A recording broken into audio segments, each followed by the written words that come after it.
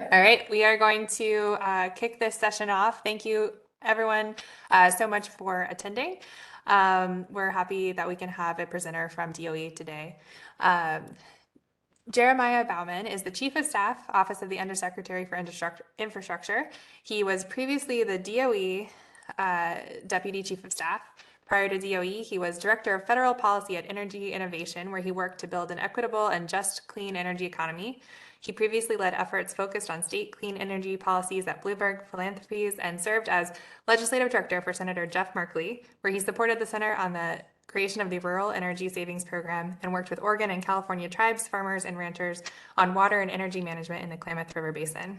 Originally from Montana and as a member of the LGBTQ plus community, Bauman holds a BA from Yale University, and we're very excited that he's here today to share with us some things going on at DOE. So Jeremiah, over to you. Thank you so much.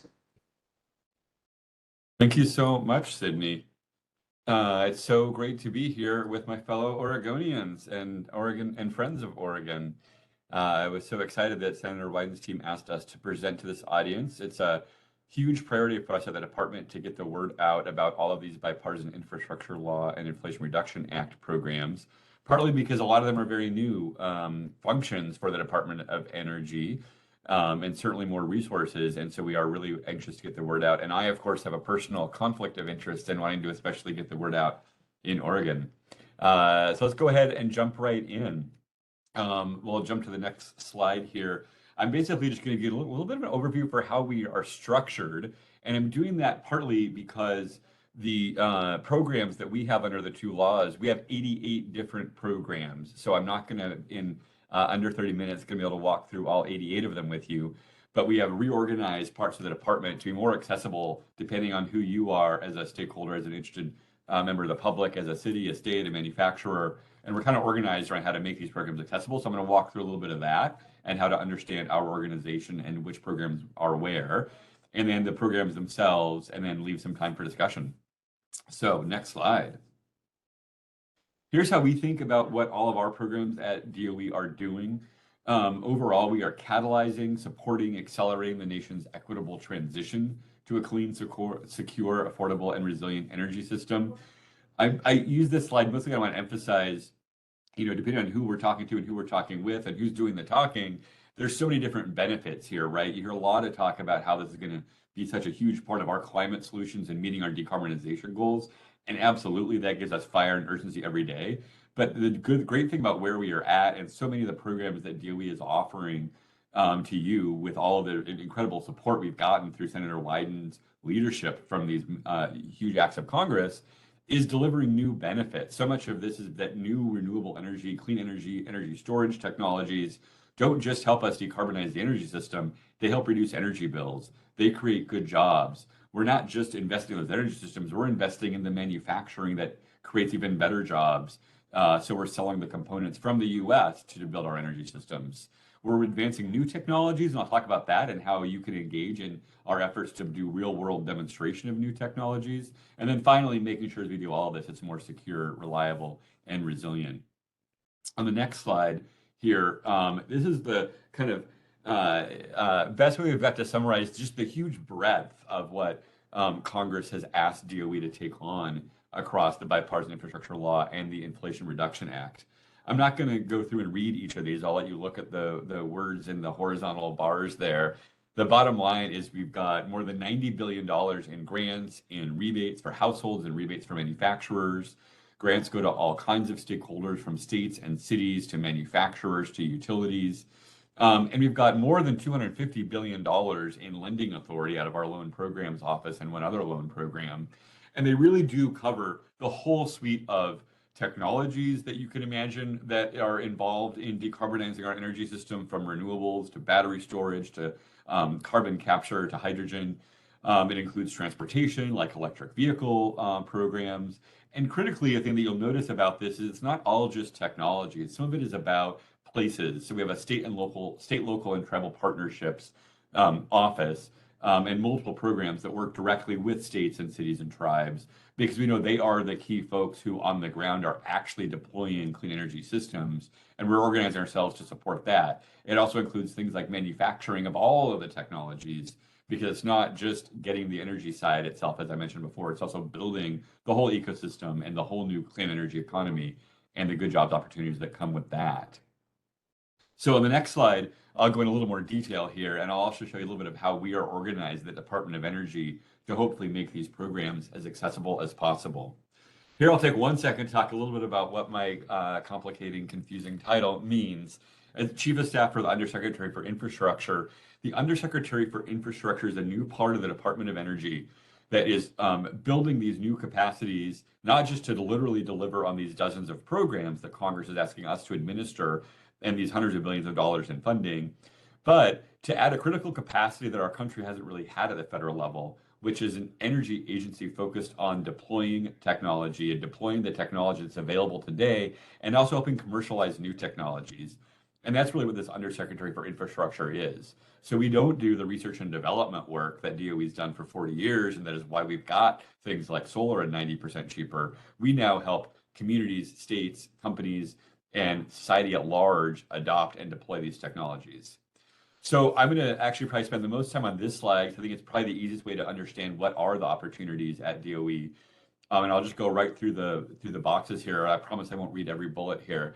So the Grid Deployment Office basically has two missions that administering that the programs given by Congress give it, and that we think make sense for it. One is just updating and modernizing our transmission and distribution grids. We know that we need new long distance transmission to bring in lower cost renewable energy or other energy opportunities from other regions. And we also have to update our local distribution grids as more and more people have solar or battery storage at home, or charging a vehicle or a smart appliance that can be part of grid management. All that takes updating our grid. And of course, as everybody in Oregon knows, but from wildfires to storms, we've got resilience challenges and we need a more robust grid.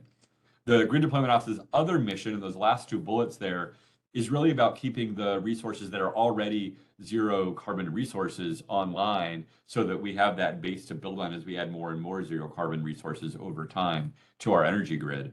And so that includes dedicated programs that Congress assigned us to administer for making upgrades to hydroelectric facilities. So for example, replacing turbines so that they're even better suited to ramp up and down and match the variability of wind and solar. And the other program is retaining existing nuclear fleets, which I know Oregon does not have an existing nuclear reactor. So I will move on to the next one. The Office of Manufacturing and Energy Supply Chains is all about building our energy sector industrial base. We think of it in two categories of activity. One is simply actually giving out funding and administering funding programs that build new manufacturing capacity in the country. So we've already started this with battery manufacturing. We've awarded the first 20 projects, or selected the first 20 projects. And they do everything from actually assembling those final components that go into batteries, all the way upstream in the supply chain to doing things like refining and processing critical materials and critical minerals that right now, these are things like lithium that right now we're too dependent on other countries for, and we want to onshore that manufacturing base. That's the example of the program we've already stood up. They've got other programs that are dedicated types of manufacturing, like heat pumps, as well as a big open-ended program that's actually a tax provision that Senator Wyden helped write, called 48C, and it's an investment tax credit. But because it's capped, the IRS can only give out $10 billion.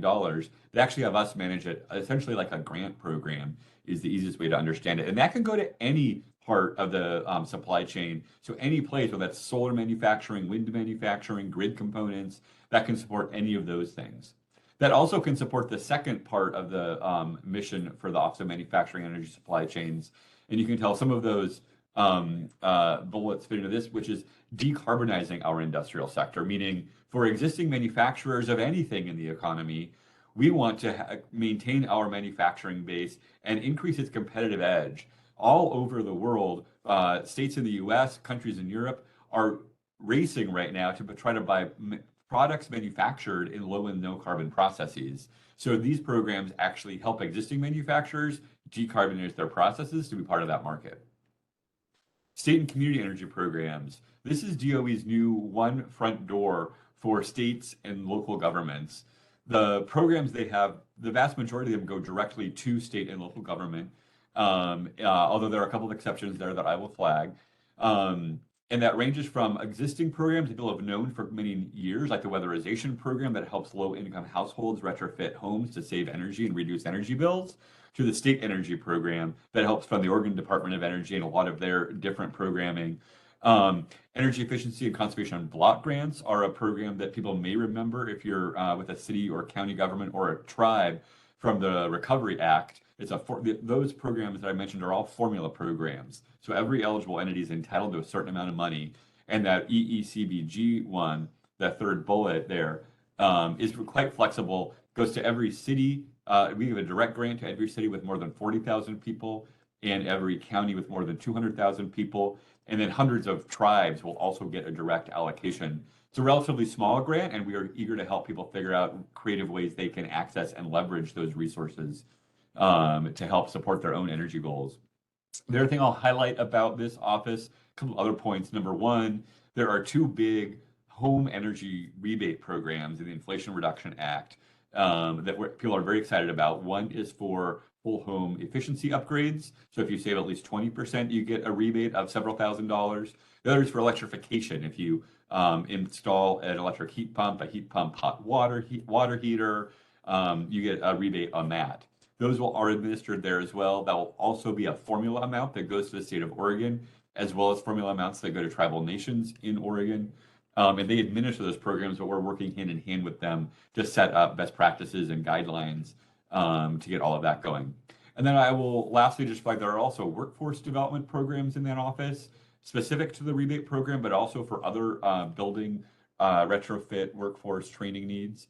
And then there are a couple of sort of very targeted programs. There's one that helps school districts do energy projects, everything from solar on rooftops to charging stations for electric buses to the kinds of energy retrofits that are going to reduce their energy bills and improve indoor health for students. And there's also a targeted one for nonprofits. The next office, this is a pre-existing office at the Department of Energy, but we've made it part of this new infrastructure office because it is part of our effort to work with communities across the country on clean energy deployment, and that's the Office of Indian Energy Policies and Programs.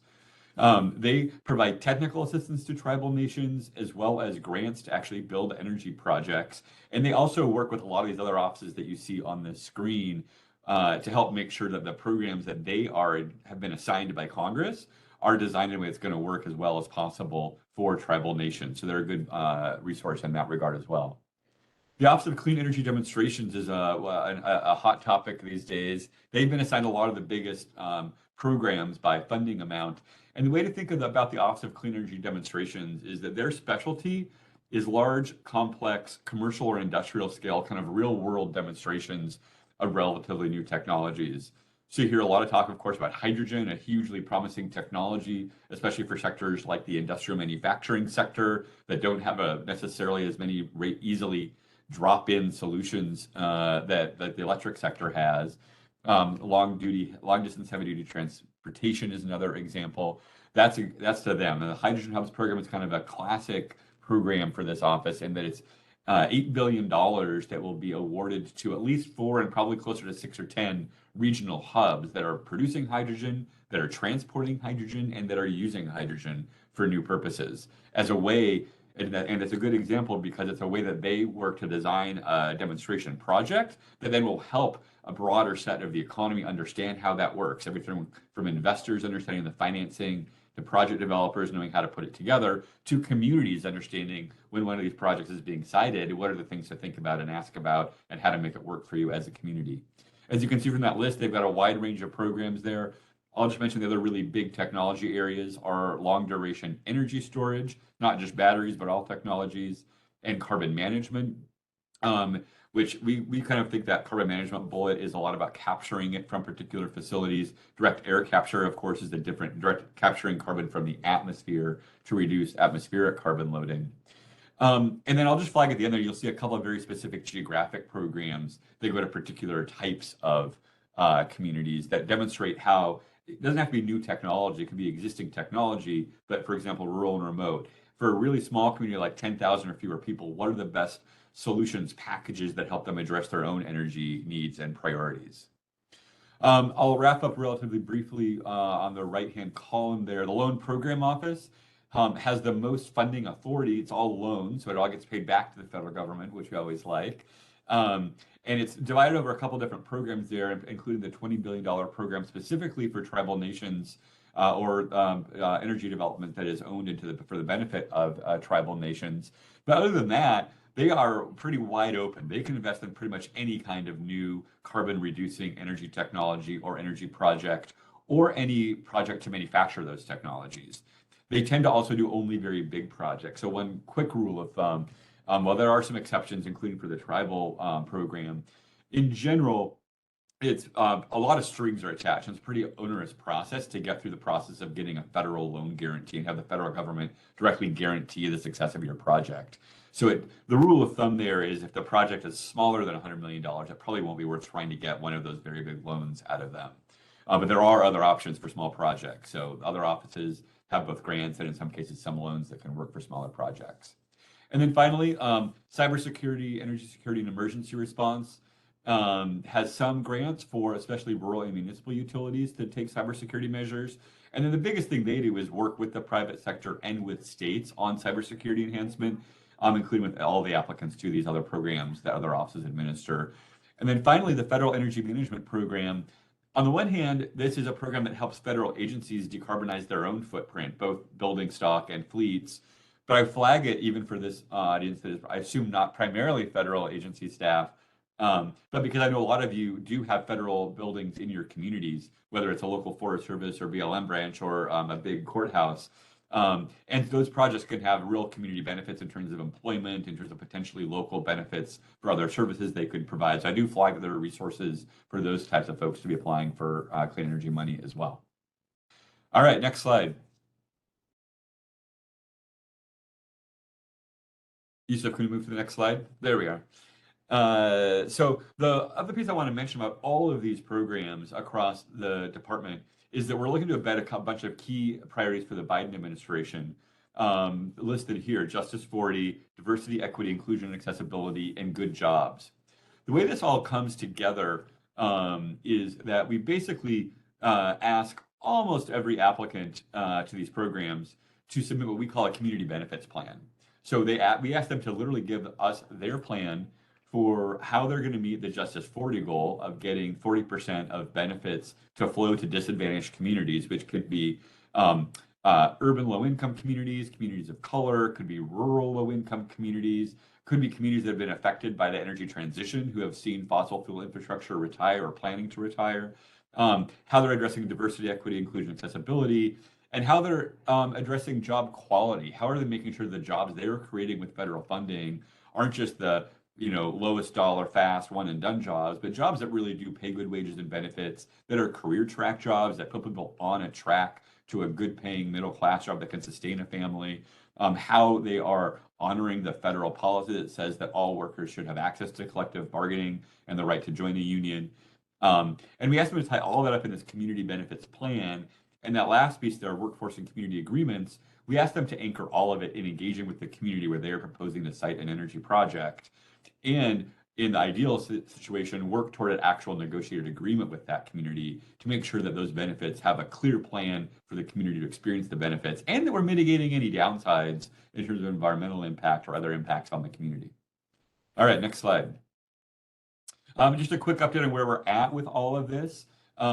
This is the list of all the programs that have already announced their first funding opportunity. That's a total of $44 billion. If you're seeing something you're very excited about on this list, you can go to our website and I'll show that up later to figure out whether that funding opportunity is still open. If it is not, there is still an opportunity to apply for many of these programs. A lot of them will put out the funding in various funding opportunities over time, so that there will be multiple rounds of funding for many of these programs.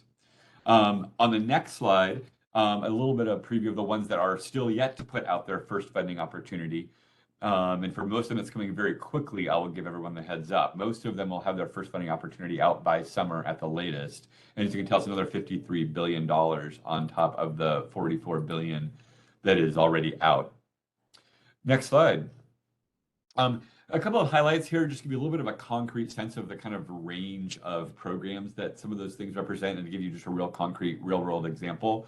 Battery manufacturing I mentioned earlier. There's one example from Oregon. NTech was selected for a $200 million grant, and we're in the middle of negotiating a final award with that company, and that's to expand battery component manufacturing. And you can see these are pretty big projects. When they get up to full operation, that's enough material to supply 1.4 million electric vehicles every year. And we always like beefing up Oregon's role in the vehicle supply chain. The next example we like is just different than a lot of things that people think about in this space, but these are a program called Industrial Assessment Centers. And for a long time, it's been based at four-year colleges.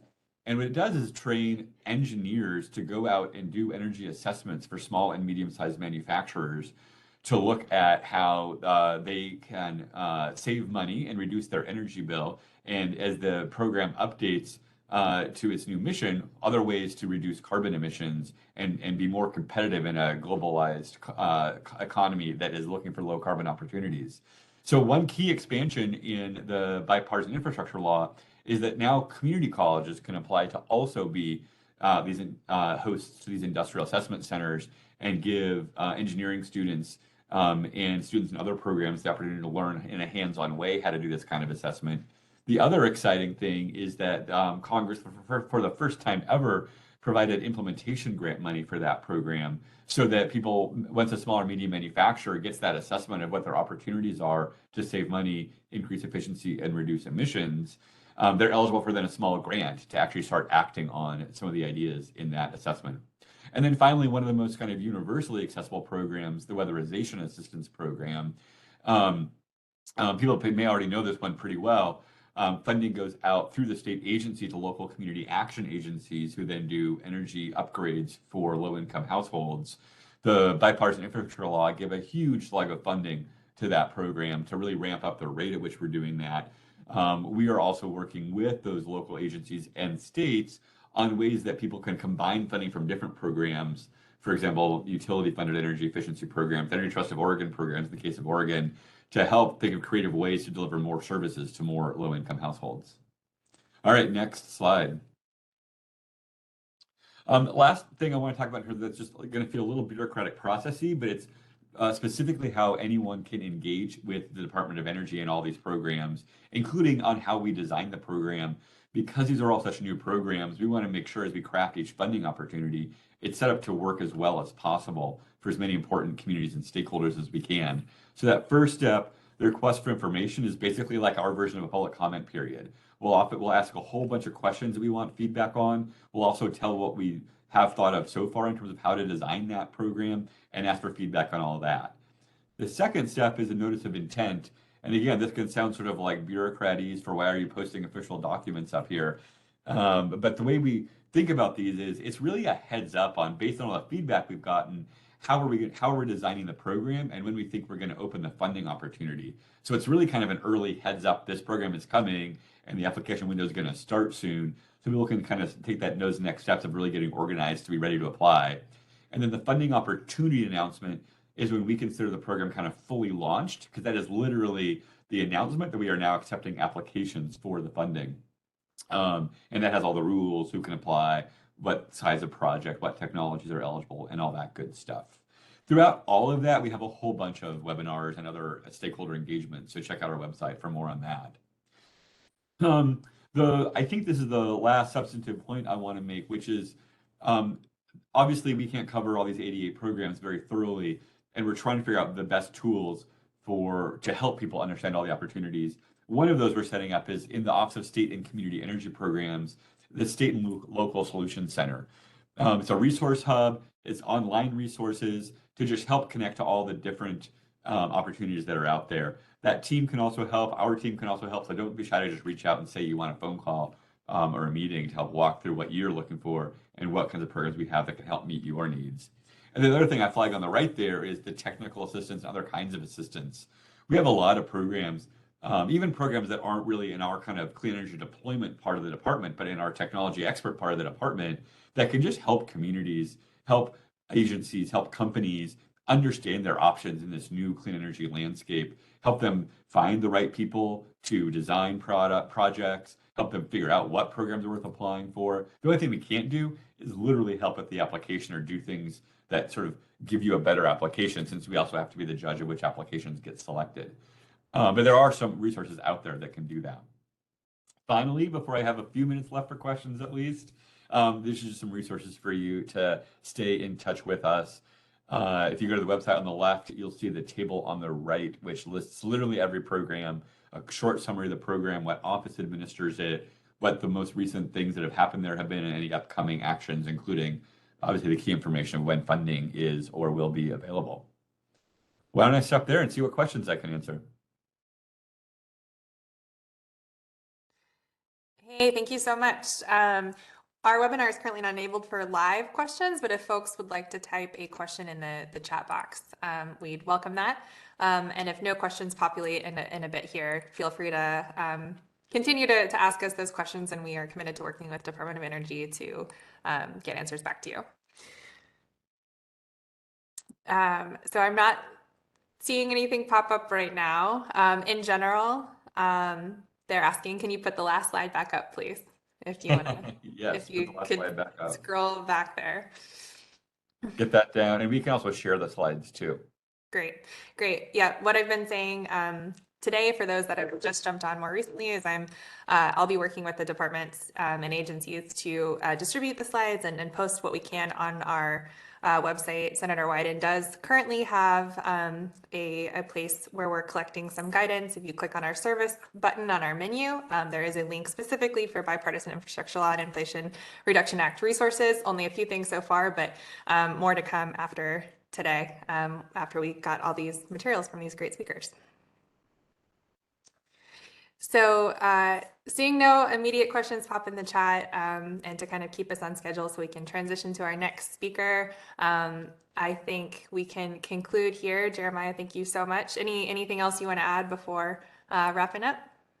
No, well, actually, I'm going to make one plug, which is the big thing that people are curious about in the clean energy space is the clean energy tax credits. And I know you've got a session on that later in the agenda, so I just wanted to highlight that for everyone and give a huge thanks to Senator Wyden, who delivered the most ambitious set of clean energy and climate change solutions investments in our country's history. And so much of that is the tax credits you're going to hear about later. So thank you. Yeah, definitely. Yep, we will have someone from the senator's finance staff directly to present on that. So, well, thank you so much for your time. Everyone, we're going to take about a 5-minute break as we transition to our next speaker from EPA. Thank you so much. Appreciate your time.